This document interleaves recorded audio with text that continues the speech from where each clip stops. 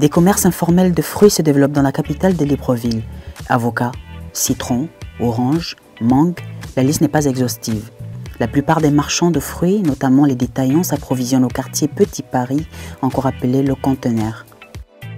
D'autres, en revanche, se ravitaillent directement avec les camions venus du Cameroun.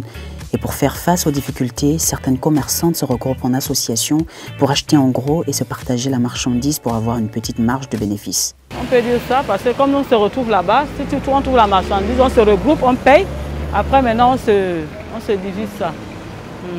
C'est un secteur qui est plus sur les bras des étrangers. Voilà. Et le système des étrangers, c'est qu'ils se fidélisent entre eux-mêmes. Il est difficile pour une entreprise comme ça de pénétrer le marché. Et c'est là un peu la difficulté avec nos amis qui font dans les fruits et légumes. Parce qu'ils ne travaillent rien qu'avec ceux qu'ils connaissent.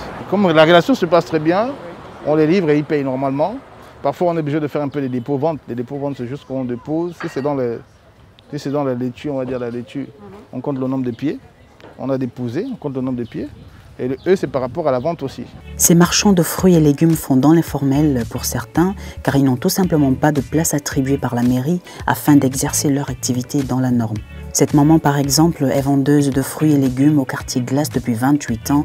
Elle dit avoir demandé une place plusieurs fois à la mairie au marché d'Olomi sans aucune suite. Elle a donc décidé de s'installer devant un magasin pour exercer son activité dans l'informel afin de subvenir aux besoins de sa famille.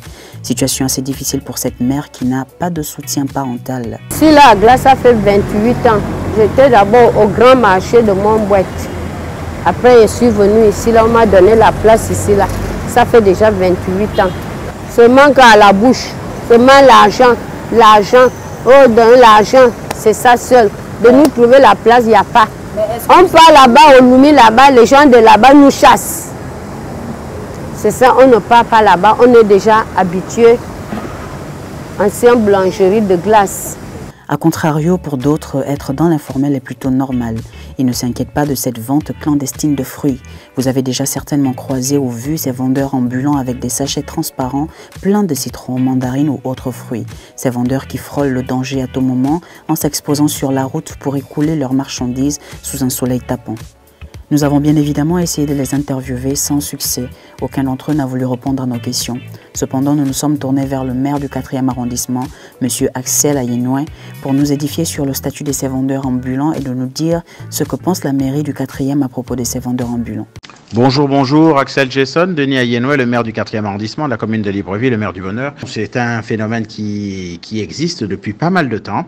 C'est un phénomène dit commerce illégal parce qu'en fait c'est du commerce au noir et c'est un phénomène qui existe depuis en fait pas mal de temps sous forme de vendeurs avec des brouettes, d'autres avec des plateaux sur la tête, d'autres tout simplement avec les articles en main qui vendent à la sauvette et qui ne respectent donc pas les lois et règles établies en République gabonaise. Dans notre cas, dans la commune de Libreville, ce sont des personnes qui ne payent pas de taxes et donc qui n'ont pas un droit formel d'exister, qui n'ont pas d'existence juridique dans leur matière.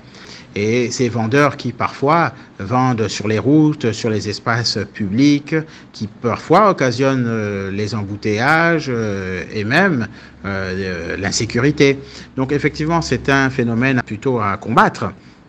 Et pour combattre ce phénomène, il faut chercher à régulariser, à rassembler toutes ces personnes qui vivent dans l'informel et les formaliser. Il est donc nécessaire, voire primordial, de régler cette situation au plus vite en formalisant l'activité de ces derniers. Nous retenons bien évidemment que dans ce commerce, il n'y a pas que des jours heureux, denrées périssables, c'est souvent que le business enregistre de la mauvaise qualité, conséquence la mévente. Le commerce informel de fruits, une activité difficile mais qui apparaît comme une bouée de sauvetage pour les familles de classe moyenne.